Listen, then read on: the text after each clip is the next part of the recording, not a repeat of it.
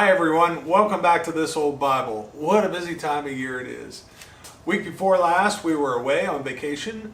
We went up to my wife's family's cabin up in a place called West Spring Creek, Pennsylvania, which was a very relaxing time. We were able to get away, and it's kind of nice there because cell service is even a little spotty there, so you get a little break from that. And you have to actually drive up this big hill and head toward town to get cell service. So again, just a relaxing time away from cell phones, sort of, and away from the TV, and just a very relaxing time. This past week was busy. We're in the garage today, and I can actually do a video from the garage today because I spent most of last week cleaning and reorganizing and getting things kind of the way I wanted them because the garage was a mess and there's no way I could have done a video from the garage. It's a good thing just in the nick of time too, because today it's on and off, rain, thunderstorms, and now the sun's out. Of course, I'm starting a video, so the sun comes out. But to be safe, I decided it'd probably be best to do this video from the garage. The opening to the video, to show you just how humid it is today. I brought the camera out from the house, and of course we have AC in the house, and I was like, all right, I'm ready to get started here. We'll do a video clip of it raining, and I looked through the I guess the viewfinder, and everything was foggy because the camera had so much fog on the lens and so on, and so I had to leave it sit for a little while, let it dry out so that I could make a clear video. My mom would say it's a little close outside. Actually, it's a lot close outside. It's very humid. Yeah, so with that, let's get started. I have some things I want to share with you this week. In addition to my usual activities that I do here, I want to share with you first off, over here I have a stack of Bibles, okay? And I want to thank many people. The response has been just fantastic to the chocolate chip ministry, and I have had folks donate money to me. I've had viewers donate money to me, and I've had community members donate money and Bibles to me. I've had a church up in Union City donate money to me for this ministry, and I am beyond grateful for the support that I've received both financially and in person from everyone in regard to the chocolate chip ministry. First, this Bible is one that I talked about in the last video, I believe. These were very popular, the Quest NIV Teen Study Bibles. I love the way they're laid out with just a nice explanation and so on. These were very popular, and again, the donations that I received made more of these possible because I was wiped out. In addition to that, I have these Bibles, these Girls' Life Application Study Bibles for little girls. And again, a great little Bible, and a young lady would be very happy to receive such a Bible, I'm sure. They were, again, very popular, and I had no more left. And thanks to God for the gift, and all praise to God for the gifts that I've received that allowed me to purchase more of these. I also had the opportunity to purchase, pardon me, to purchase some more of the Adventure Bibles, which can be used for boys and girls, and they are very unique, very nicely laid out. I'm sure many of you have seen them in your churches. I don't have those yet. They are to be delivered tomorrow or Tuesday, Amazon Prime, somewhere in there. So again, the donations that I've received have allowed me to make these purchases for these things. And then my neighbor, who owns a business right beside me, he and his wife donated these Bibles. These are NIV Bibles. They're the thin line Bibles. Very nice, wonderful, full Bibles with the Old and New Testament there. So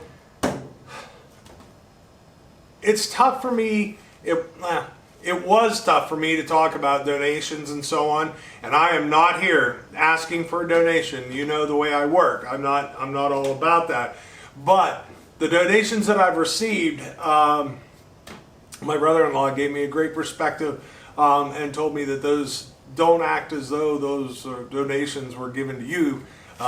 Those donations were given to God. So taking that perspective, it makes it super easy for me now if somebody does give me a donation of Bibles or money to accept that, knowing that that's not a donation for me. That's a donation that's going directly to God's work, which I do take every dime that I get, and it goes to Bibles. That's it. It doesn't go for gas money or a new video card to put in the video camera for these videos. No, anything that I receive, boom, it goes right to purchasing the Word. So with that, I am excited because I have another event coming up this week. At the end of the week on Friday and Saturday, I will be up on Georgetown Road, which is out of Sandy Lake, just out of New Lebanon Borough, in a little village called New Vernon. That's where my home church is, Mount Hope Methodist Church.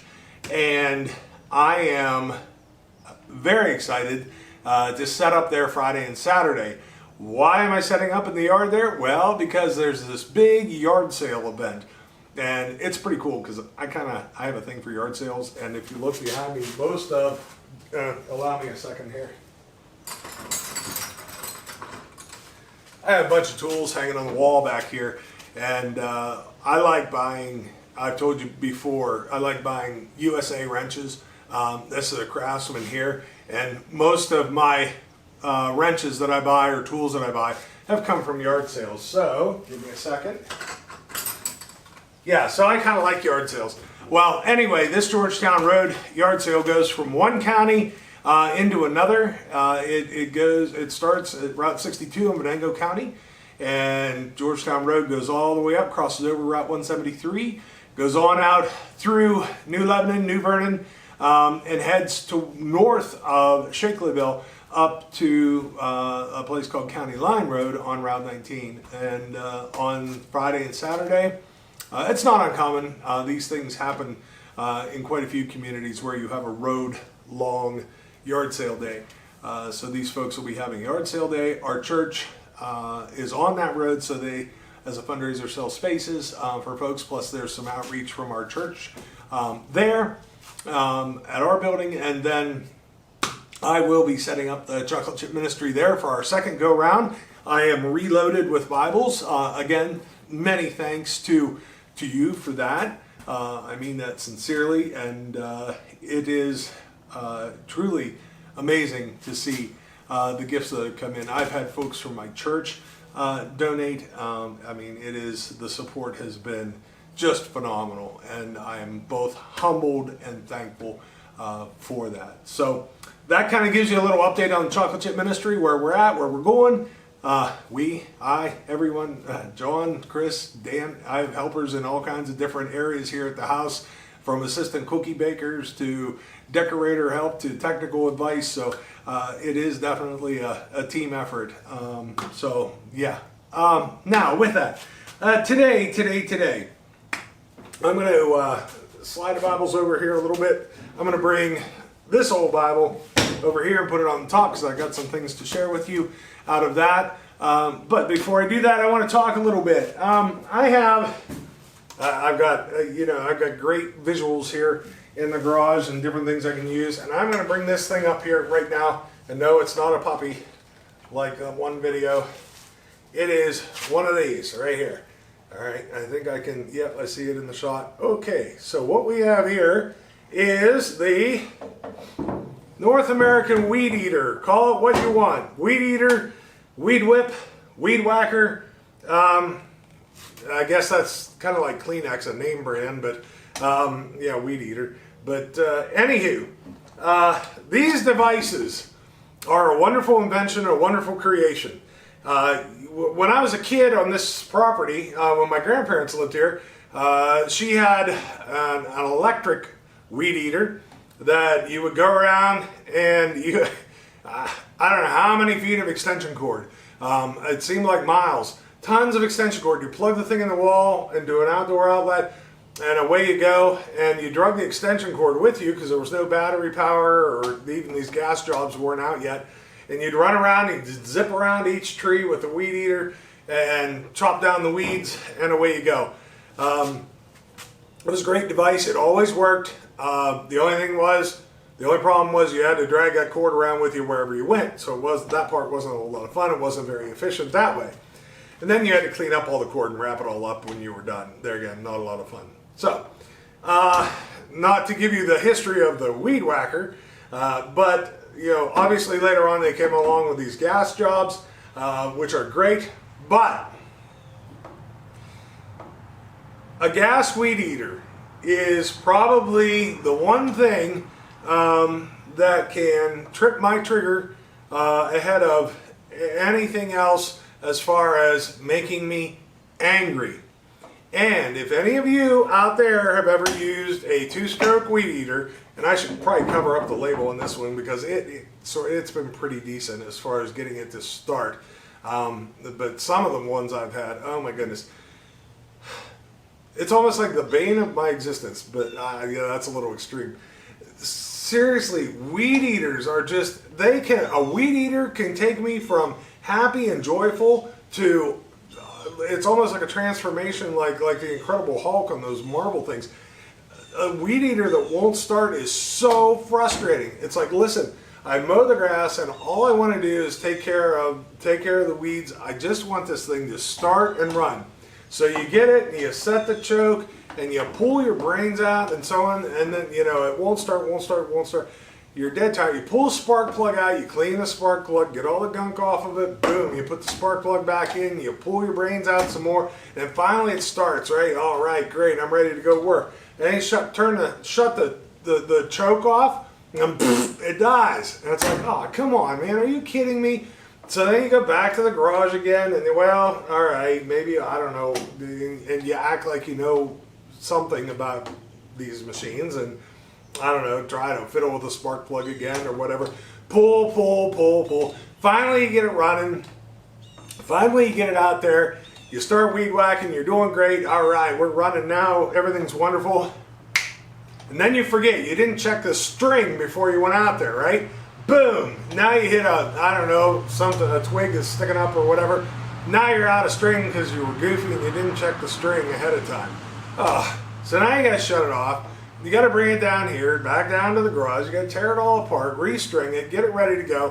And by then, it's like I'm just ready to forget it and buy some goats and give up on this weed eater business.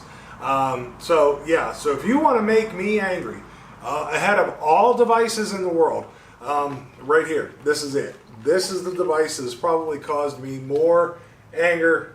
And give me a second. I'm going to set it over here.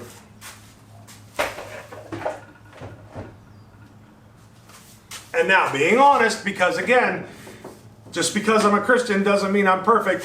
Those devices have probably caused more foul language to come out of me than any other device. I mean, sometimes the tractor will be difficult to start, and you can kind of monkey around with it and get it going and so on.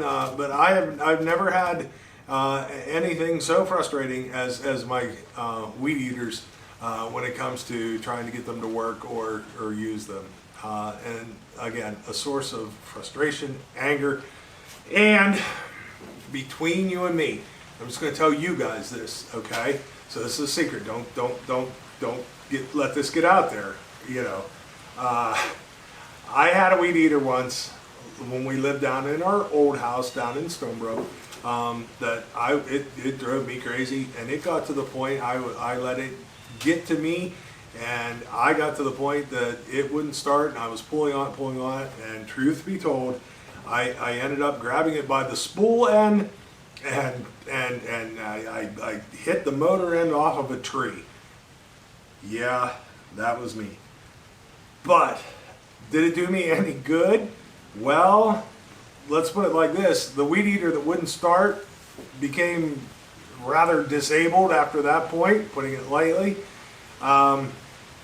It really didn't do me any good. I guess it was a release of energy, but at the end of the day, so I ended up with a weed eater that wasn't very good to begin with, is now broken. And so it really didn't help the matter a whole lot. So maybe you have that thing that trips your trigger a little bit. Maybe you have that thing that causes you just frustration beyond belief.